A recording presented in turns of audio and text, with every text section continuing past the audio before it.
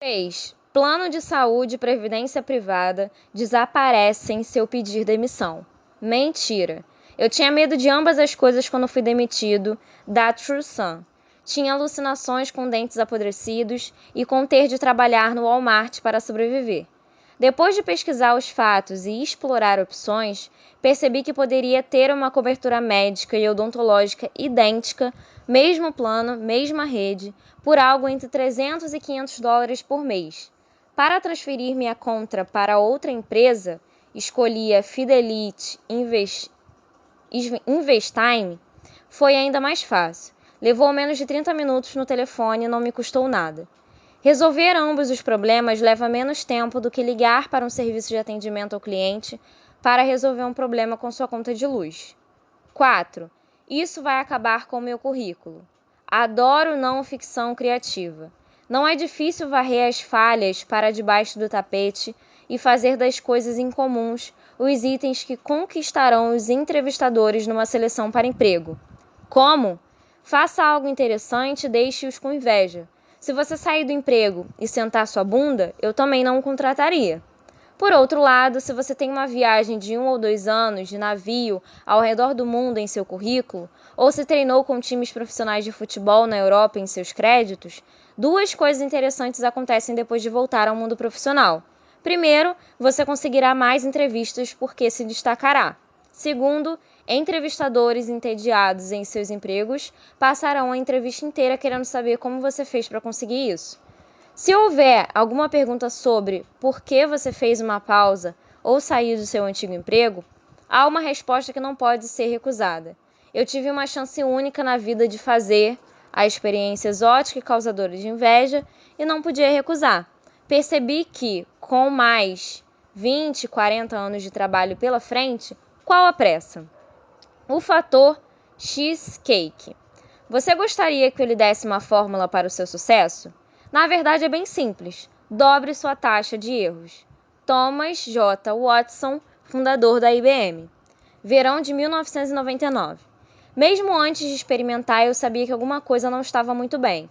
Depois de 8 horas na geladeira, esse cheesecake ainda não tinha ficado pronto. Ele balançava na forma como uma sopa viscosa, com uns pedaços grossos se mexendo e algumas bolhas saindo, as quais pude ver quando fui inspecionar de perto. Devia ter havido um erro em algum lugar. Poderia ter ocorrido em qualquer um dos ingredientes. 3 pacotes de Philly Cream Cheese, ovos, estévia, gelatina incolor, essência de baunilha, creme de leite. Nesse caso, foi provavelmente uma combinação de coisas e a falta de alguns poucos ingredientes que geralmente dão a um cheesecake a forma de uma torta. Eu fazia uma dieta pobre em carboidratos e já tinha usado essa receita antes. Tinha ficado tão deliciosa que meus colegas de quarto queriam um pedaço grande e insistiram em uma tentativa de fazer em série. A partir daí, começaram os problemas e trapalhadas matemáticas. Antes que surgissem a Splenda e outros milagres de imitação do açúcar, os mais radicais usavam estévia, uma erva 300 vezes mais edulcorante do que o açúcar. Uma gota equivalia a 300 envelopes de açúcar. Era uma ferramenta delicada e eu não era um cozinheiro delicado. Fiz uma vez uma pequena porção de biscoitos usando fermento líquido em vez de fermento em pó, e isso foi o bastante para fazer meus colegas de quarto vomitarem bastante. Minha nova obra-prima fez os biscoitos parecerem um jantar fino. Parecia um cream cheese líquido misturado com água fria e 600 envelopes de açúcar. Fiz então o que qualquer pessoa normal e racional faria. Peguei uma colher de sopa e, com um suspiro, sentei-me de frente para a TV para encarar meu castigo. Eu tinha gasto um domingo inteiro e uma grande quantidade de ingredientes. Era a hora de colher o que eu havia plantado. 1h20 colheradas depois, não havia nenhuma diferença na quantidade de cheesecake, mas eu estava arriado. Não apenas não conseguiria comer nada além de sopa por 2 dias, como não poderia sequer olhar para um cheesecake, antes minha sobremesa favorita por mais de 4 anos. Estúpido? É claro. É quase tão estúpido quanto alguém pode ser. Esse é um exemplo ridículo e pequeno do que as pessoas fazem o tempo todo, em larga escala com seus empregos. A questão real é: para quê? Há dois tipos de erros: erros de ambição e erros de preguiça. O primeiro é o resultado de uma decisão de agir, fazer algo. Esse tipo de erro é cometido por causa de informações incompletas, uma vez que é impossível ter todos os dados de antemão. A sorte favorece os fortes. O segundo é o resultado de uma decisão de preguiça, não fazer algo, em que recusamos mudar uma situação ruim por medo, apesar de ter todos os fatos. Isso é como experiências de aprendizado se tornam castigos terminais, relacionamentos ruins se tornam casamentos ruins e escolhas ruins de empregos se tornam sentenças de prisão perpétua. Sim, mas e se eu tivesse numa área em que trocar de emprego não é bem visto? Mal estou neste emprego há um ano e um possível empregador vai pensar que... Vai pensar? Teste suas certezas antes de se condenar a mais miséria. Tenho visto apenas um fator de atração determinante para bons empregadores: desempenho. Se você é uma estrela do rock quando se fala de resultados, não importa se você pulou do navio de uma empresa ruim depois de apenas 3 semanas. Por outro lado, se tolerar um ambiente de trabalho ruim por anos a fio é um pré-requisito para a promoção na sua área. Não seria o caso de dizer que você está em um jogo que não vale a pena ganhar? As consequências de decisões ruins não melhoram com o tempo. Que cheesecake você está comendo? Perguntas e ações. Só não cometem erros aqueles que estão dormindo. Ingvar Kamprad, fundador da IKEA, maior marca de mobília do mundo. Dezenas de milhares de pessoas, a maior parte delas menos capaz do que você, deixam seus empregos diariamente. Não é comum, tampouco fatal. Eis aqui alguns exercícios para ajudá-lo a entender o quão naturais são mudanças de emprego e o quão simples as transições podem ser. 1. Em primeiro lugar, uma checagem familiar de realidade. É mais provável que você encontre o que procura em seu emprego atual ou em algum outro lugar. 2. Se você fosse demitido de seu emprego hoje, o que faria para manter as coisas sob controle do ponto de vista financeiro? 3. Tire um dia de folga, alegue estar doente e coloque seu currículo nos maiores sites de emprego. Mesmo que você não tenha planos imediatos de largar seu emprego, coloque seu currículo em sites como monster.com e careerbuilder.com, usando um pseudônimo se preferir. Isso lhe mostrará que há opções além do seu trabalho atual. Ligue para Headhunters se o seu nível profissional permitir um contato desse tipo e mande um pequeno e-mail como este a seguir para seus amigos e contatos não profissionais. Caros amigos, penso em fazer uma mudança em minha carreira e estou interessado em todas as oportunidades que possam aparecer. Nada está fora de cogitação nem é ultrajante demais. Se você sabe o que quer ou o que não quer em determinado nível, sinta-se à vontade para acrescentar: estou particularmente interessado em, ou eu gostaria de evitar. Por favor, me avisem se tiverem algo em mente. Tim. Alegue estar doente ou tire um dia de férias para completar esses exercícios durante um dia normal, em horário comercial. Isso simulará uma situação de desemprego e reduzirá o fator medo do limbo, que é não ir para o escritório. No mundo de ação e negociação, há um princípio que governa todos os outros: quem tem mais opções tem mais poder. Não espere precisar ter opções para começar a procurá-las. Dê agora uma olhadela de soslaio para o futuro e isso tornará mais fácil tanto tomar ações quanto ser assertivo. 4. Se você possui sua própria empresa, imagine que foi processada e que precisa declarar falência. A empresa está insolvente e você precisa fechar as portas. Isso é algo que precisa fazer legalmente e não há recursos financeiros para viabilizar outras opções. Como vai sobreviver? Truques e ferramentas para tornar as decisões mais fáceis.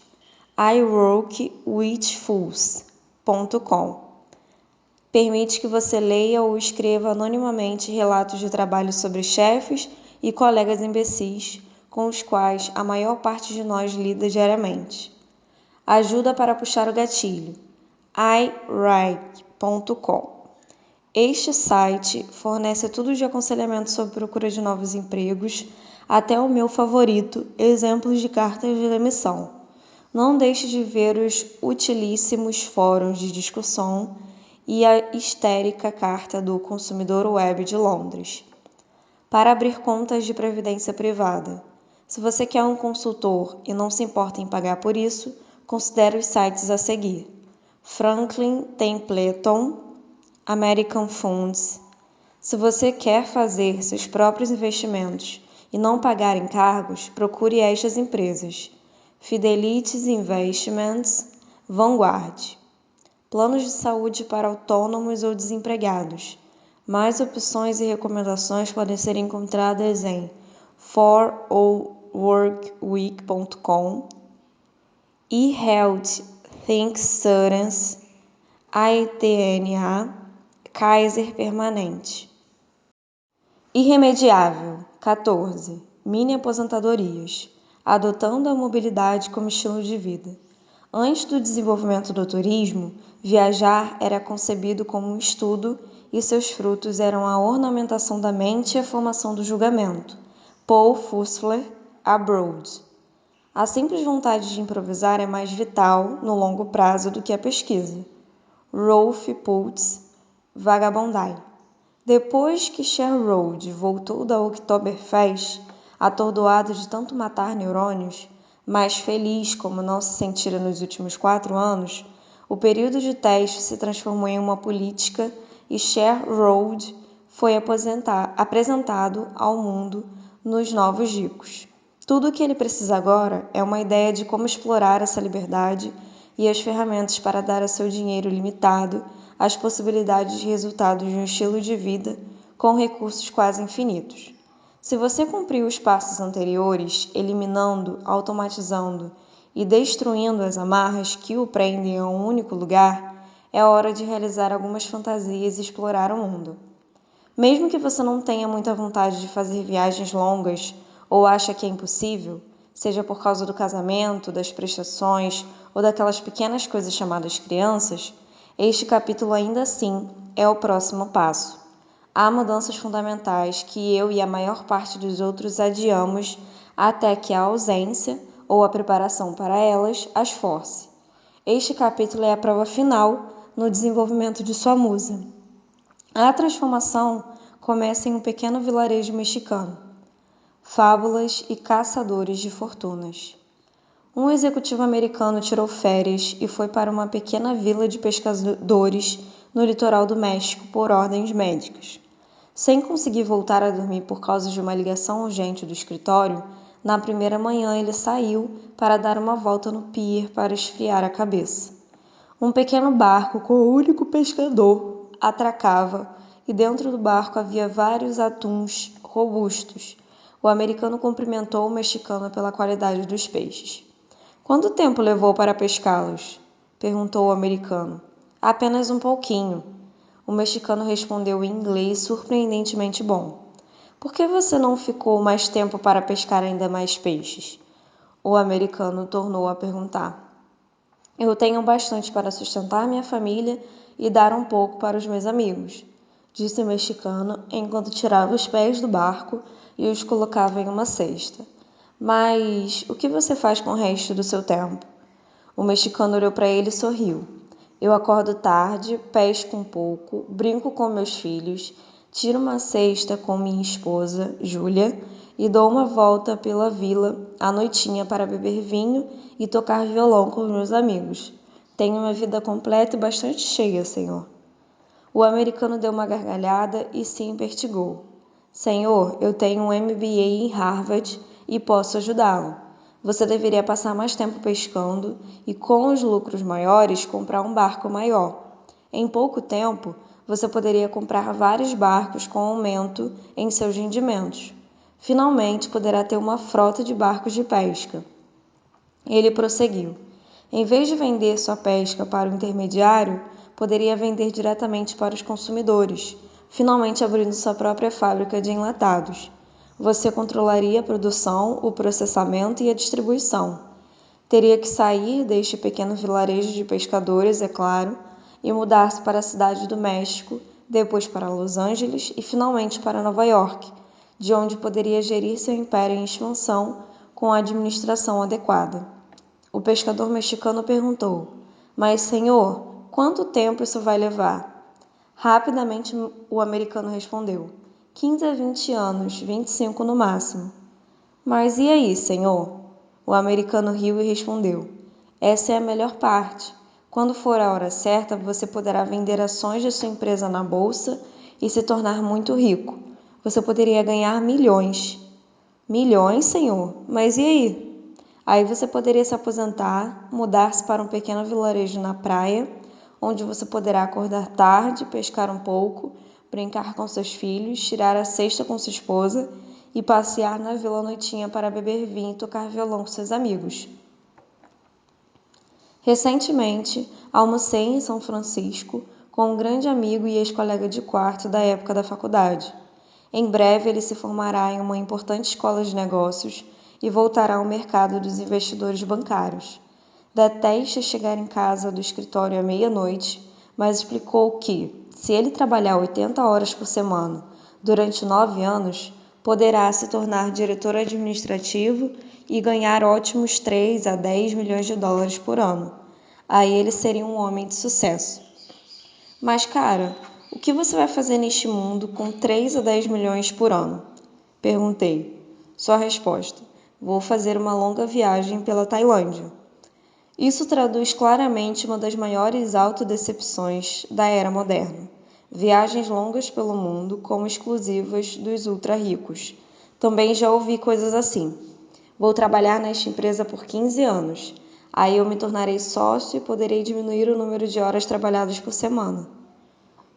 Assim que tiver 1 milhão no banco, vou aplicar em algum investimento seguro, tirar 80 mil dólares por ano de rendimento e me aposentar para velejar no Caribe. Só vou trabalhar como consultor até os 35 anos. Depois vou me aposentar e viajar de moto pela China." Veja só, se seu sonho, o pote de ouro no final do arco-íris da carreira, é passar bastante tempo na Tailândia, velejar no Caribe ou percorrer a China de moto, tudo isso pode ser feito com menos de 3 mil dólares. Eu já fiz as 3 coisas.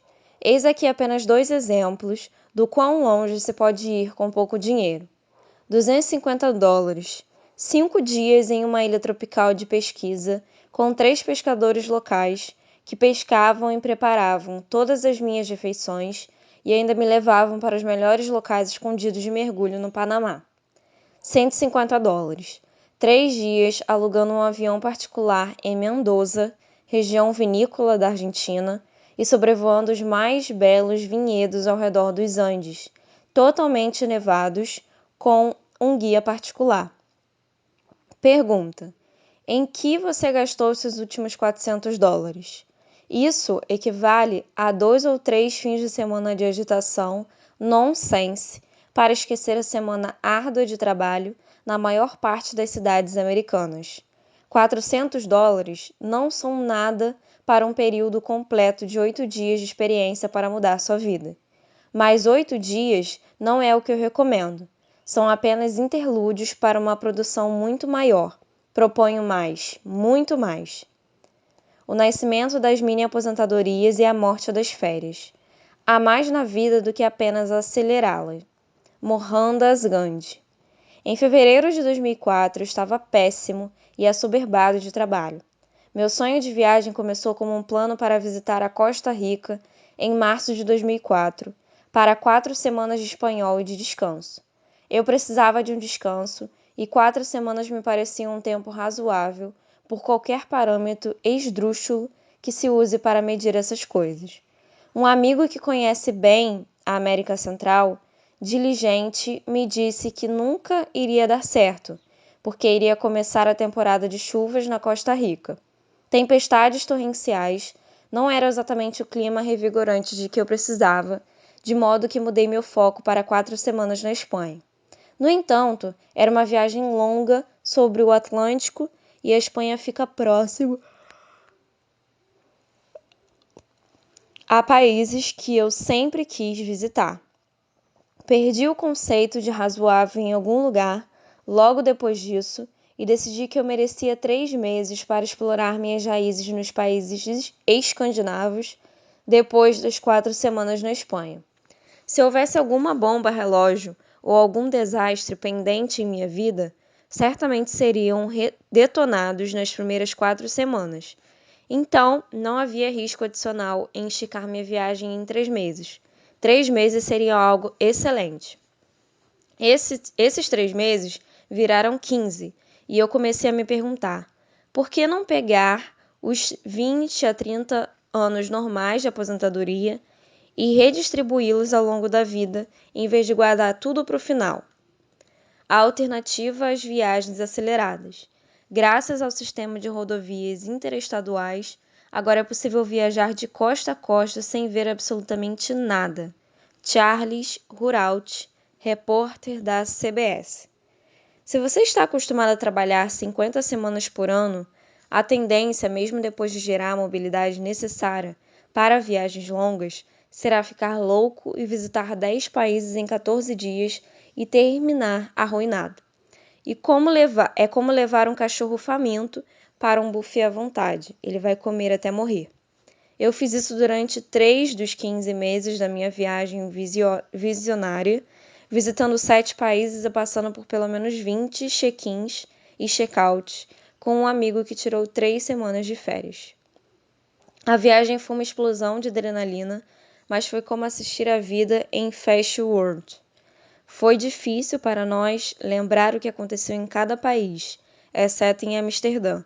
Ficamos ambos cansados a maior parte do tempo e bastante irritados por ter que partir de alguns lugares apenas porque nossos voos pré-marcados nos obrigavam. Recomendo fazer exatamente o oposto. A alternativa às viagens aceleradas, as mini-aposentadorias, pressupõe que você vá de lugar a lugar durante 6 meses, antes de voltar para casa ou se mudar para outro lugar. São as antiférias no sentido mais positivo. Ainda que possa ser relaxante, a mini-aposentadoria não é uma escapada da vida, mas um reexame dela, a criação de uma ficha em branco. Se seguirmos a eliminação e a automação, do que estaremos escapando? Em vez de buscar ver o mundo, procuramos experimentá-lo em uma velocidade que permita que ele mexa conosco. Isso também é diferente de um ano sabático. Anos sabáticos são frequentemente vistos como aposentadorias, um evento único. Aproveite agora enquanto você pode. A mini aposentadoria é definida como recorrente, é um estilo de vida. Atualmente, tiro 3 ou 4 mini aposentadorias por ano e sei de dúzias de pessoas que fazem a mesma coisa. Purgando os demônios. Liberdade emocional. A verdadeira perfeição de um homem é descobrir sua própria imperfeição. Santo Agostinho. A verdadeira liberdade é mais do que apenas ter tempo e dinheiro bastante para fazer o que você quiser. É perfeitamente possível, na verdade, é mais a regra do que a exceção, ter liberdade de tempo e dinheiro, mas ainda assim ser pego nas agruras da peleja diária. Ninguém pode estar livre dos estresses de uma cultura obcecada pelo tamanho e pela velocidade até que esteja livre de vícios materiais, mentalidade dominada pela falta de tempo e impulsos comparativos que criaram esta cultura. Isso leva tempo. O efeito não é cumulativo e não há número de viagens turísticas de 2 semanas, também chamadas de fracas demais, que possam substituir uma boa viagem como as que descrevemos. Pela experiência daqueles que entrevistei, leva de 2 a 3 meses para se desligar das rotinas obsoletas e se ligar no quanto nós nos distraímos com o movimento constante. Você consegue sentar-se para jantar durante 2 horas com seus amigos espanhóis sem ficar ansioso? Você consegue se acostumar com uma cidade pequena em que todo o comércio faz a cesta durante 2 horas na tarde e então fecha às 4 horas? Se não, você precisa se perguntar por quê? Aprenda a reduzir o ritmo. Fique perdido intencionalmente. Observe como você se julga e como julga os outros ao seu redor. O provável é que já faça algum tempo. Tire pelo menos 2 meses para desincorporar velhos hábitos e redescubra-se sem a lembrança de um iminente voo de volta. Realidades financeiras. As coisas só melhoram. O argumento econômico a favor das mini-aposentadorias é a cereja do bolo. 4 dias em um hotel decente ou uma semana para 2 em um hotel legal custam a mesma coisa que o aluguel de um mês de um bom apartamento. Se você relocar o seu apartamento, suas despesas em viagem começam a substituir. Normalmente é um custo muito menor. Contas que você pode, a partir daí, cancelar. Eis aqui alguns relatos de viagens recentes, destaques tanto da América do Sul quanto da Europa, são postos lado a lado para provar que o luxo é limitado pela sua criatividade e pela sua familiaridade com o local, não com a diferença cambial para os países do terceiro mundo. É óbvio que não vivi a pão e água nem esmolando. Vivi como uma estrela de rock, e ambas as experiências podem ser feitas com menos de 50% do que eu gastei. Meu objetivo era curtir e não ter uma vida austera. Passagem aérea.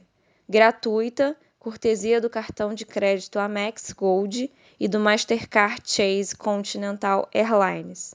Hospedagem. Apartamento de cobertura em Buenos Aires, equivalente aos da Quinta Avenida em Nova York, incluindo faxineiras, segurança, telefone, luz e internet, banda larga, $550 por mês. Apartamento enorme no charmoso como Sorro, distrito de Benzelberg, em Berlim, incluindo telefone e luz, $300 por mês. Refeições. Restaurantes de 4 ou 5 estrelas em Buenos Aires, 2 refeições por dia, $10, $300 por mês. Berlim, $18, $540 por mês. Entretenimento. Mesa VIP e champanhe à vontade para 8 pessoas na melhor casa noturna de Buenos Aires, Opera Bay, $150. $18,75 por pessoa, vezes 4 visitas por mês, é igual a $75 por mês por pessoa. Entrada e bebida nas melhores casas noturnas de Berlim Ocidental. $20 por pessoa por noite, vezes 4, é igual a $80 por mês. Educação. 2 horas diárias de aulas particulares de espanhol em Buenos Aires, 5 vezes por semana, $5 por hora, vezes 40 horas por mês, $200 por mês. 2 horas de aulas particulares de tango, com 2 professores dançarinos de nível internacional, $8,33 por hora, vezes 40 horas por mês, $333,20 por mês. 4 horas diárias de instrução em alemão em uma das melhores escolas do mundo, a Norrlandon-Pla, em Berlim, $175 por mês, que teriam pagado a si mesmas ainda que eu não tivesse ido às aulas, porque o cartão de estudante me dava 40% de desconto em todos os meios de transporte. 6 horas por semana de treinamento em MMA, artes marciais mistas, na melhor academia de Berlim, grátis, em troca de 2 horas de aulas de inglês por semana. Transporte. Passe mensal de metrô e corridas diárias de táxi para as aulas de tango, $75 por mês. Passe mensal para metrô, trem e ônibus em Berlim, com desconto de estudante, $85 por mês. Total para 4 semanas de uma vida de luxo. Buenos Aires, $1.533,20, incluindo uma conexão aérea para o JFK, com um mês de parada no Panamá. Praticamente 1/3 deste valor é a instrução particular com professores de alto nível de tango e de espanhol. Berlim, $1.180, incluindo uma conexão aérea para o JFK e uma parada de uma semana em Londres. Como comparar esses números com sua despesa mensal doméstica atual, incluindo aluguel, seguro do carro, contas, gastos de fim de semana, festas, transporte público, gasolina, mensalidades, assinaturas, comida e todo o resto? Some tudo e você poderá perceber, como eu fiz, que viajar ao redor do mundo e viver as melhores experiências da sua vida pode economizar muito dinheiro. Fatores de medo, superando desculpas para não viajar. Viajar é a ruína da felicidade. Não há como olhar para um prédio aqui depois de ter conhecido a Itália. Fanny Burner, escritora inglesa. Mas eu tenho casa e filhos, não posso viajar. E o plano de saúde? E se algo acontece? Viajar não é perigoso? E se eu for assaltada ou sequestrada? Mas eu sou uma mulher, viajar sozinha pode ser perigoso. A maior parte das desculpas para não viajar é exatamente isso, uma desculpa. Já fiz isso, então não é um sermão sagrado a que devemos obedecer. Sei muito bem que é mais fácil viver consigo mesmo se citarmos uma razão externa para a inalação. Já conheci paraplégicos e surdos, idosos e mães solteiras, proprietários de imóveis e paupérrimos. Todos encontraram razões excelentes para mudar de vida e fazer viagens longas em vez de ficar colecionando milhões de pequenas razões para não fazê-lo. A maior parte das preocupações acima é tratada nas perguntas e ações, mas uma em particular exige um calmante preventivo. São 10 horas da noite. Você sabe onde estão seus filhos? O principal medo dos pais antes de sua primeira viagem internacional é perder de alguma forma um filho na confusão. A boa notícia é que, se você se sente confortável em levar seus filhos para Nova York, São Francisco, Washington, D.C. ou Londres, você terá menos ainda com o que se preocupar nas cidades que eu recomendo nas perguntas e ações. Há menos armas e menos crimes violentos em todas elas, se comparadas com a maior parte das grandes cidades americanas. A probabilidade de problemas acontecerem diminui ainda mais quando a viagem tem menos aeroportos e hospedagens em hotéis, entre estranhos e mais mudanças para um segundo lar, uma mini aposentadoria. Mas ainda assim, e se acontecer? Jan Enrico, uma mãe solteira que levou seus 2 filhos em uma viagem de 5 meses ao redor do mundo, tinha um medo mais agudo do que a maioria, que frequentemente a fazia acordar de madrugada à som do frio. E se alguma coisa acontecer comigo? Ela queria preparar seus filhos para o pior cenário possível, mas não queria assustá-los com a morte. Então, como todas as boas mães, ela transformou isso num jogo. Quem consegue memorizar melhor os itinerários e endereços dos hotéis e o telefone da mamãe? Ela tinha contatos para emergência em cada país, cujos números eram gravados na descagem rápida de seu celular, que tinha roaming internacional. No final das contas, nada aconteceu. Agora ela planeja se mudar para um chalé nas montanhas na Europa e mandar seus filhos para uma escola multilingüe na França. Sucesso gera sucesso. Ela teve mais medo em Singapura e, em retrospecto, foi onde menos teve razão para se preocupar. Ela foi com os filhos para a África do Sul, entre outros lugares. Ficou assustada porque era a primeira parada e ela ainda não estava acostumada a viajar com os filhos. Era percepção, não realidade. Robin Maskell-Rummel, que passou um ano viajando pela América do Sul com o marido e o filho de 7 anos, foi alertada por amigos e familiares para não visitar a Argentina depois das manifestações populares em 2001. Ela fez o dever de casa, decidiu que o medo era infundado e prosseguiu para ter bons momentos na Patagônia. Quando dizia a nativos que era de Nova York, seus olhos se arregalavam e suas bocas se abriam. Eu vi na TV aqueles prédios explodindo. Eu jamais iria a um lugar tão perigoso. Não assuma que lugares distantes são mais perigosos do que sua cidade natal. A maioria não é. Robin está convencida, como eu, de que as pessoas usam os filhos como uma desculpa para permanecer em suas zonas de conforto. E é uma desculpa fácil para não fazer algo com gosto de aventura. Como sobrejulgar o medo? Robin recomenda 2 coisas. 1. Antes de embarcar em uma longa viagem internacional com seus filhos, pela primeira vez, faça uma viagem teste de algumas semanas. 2. A cada parada, arrume uma semana de aulas de idioma que comece na chegada e aproveite o transporte direto do aeroporto, se estiver disponível. A equipe da escola oferecerá a você apartamentos para alugar e você terá a oportunidade de fazer amigos e conhecer a área antes de se estabelecer por conta própria. Mas e se sua preocupação não for tanto perder seus filhos, mas perder a paciência por causa de seus filhos? Inúmeras famílias que entrevistei para este livro recomendam a ferramenta de persuasão mais antiga, o suborno. Cada criança recebe uma determinada quantia de dinheiro virtual, 25, 50 centavos, para cada hora de bom comportamento. A mesma quantia é subtraída de suas contas se quebrarem as regras. Todas as compras para diversão souvenirs, sorvete, etc., vem de suas contas individuais. Se não tem saldo, nada feito. Isso normalmente requer mais autocontrole dos pais do que das crianças. Como conseguir passagens aéreas com 50% a 80% de desconto?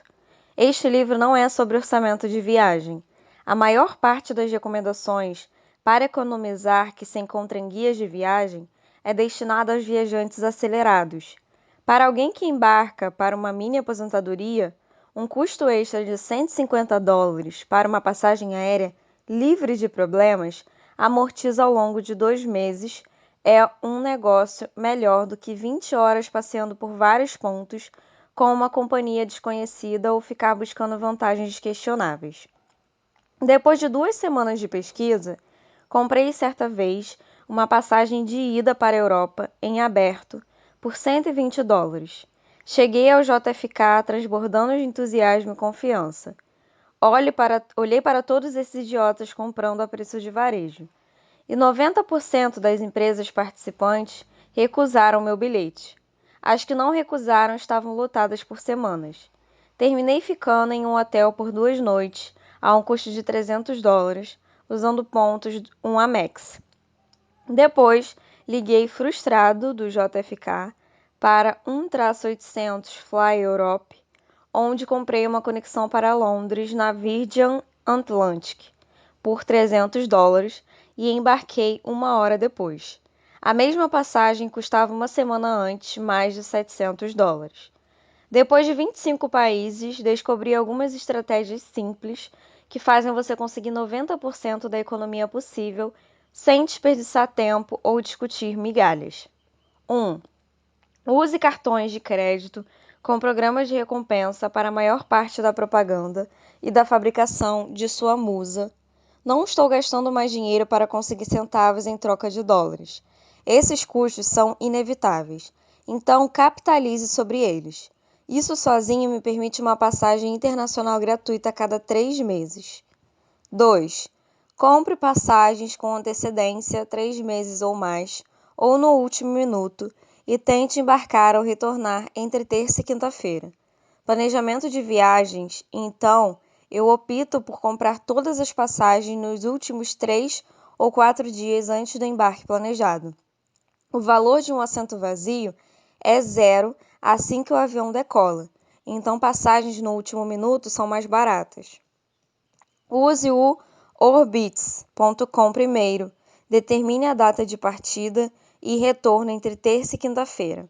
Então, procure preços para datas de partida nos 3 dias anteriores e nos 3 dias seguintes. Usando a data mais barata, faça o mesmo com a data de retorno para encontrar a combinação mais barata. Cheque o preço fornecido com as tarifas do site na própria empresa aérea. Então, comece a dar lances no Priceline.com a 50% do melhor dos 2 valores, aumentando $50 até conseguir um preço melhor ou ver que não é possível. 3.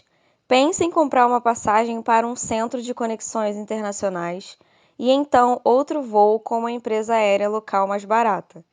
Quando vou à Europa, normalmente compro 3 passagens. Uma gratuita da Southwest, transferindo pontos do Amex, da Califórnia para o JFK, daí a passagem mais barata para Heathrow em Londres. E então, uma passagem ultra barata ou pela Ryanair ou pela Azul para meu destino final. Já paguei algo como $10 para ir de Londres para Berlim ou de Londres para a Espanha. Não é brincadeira.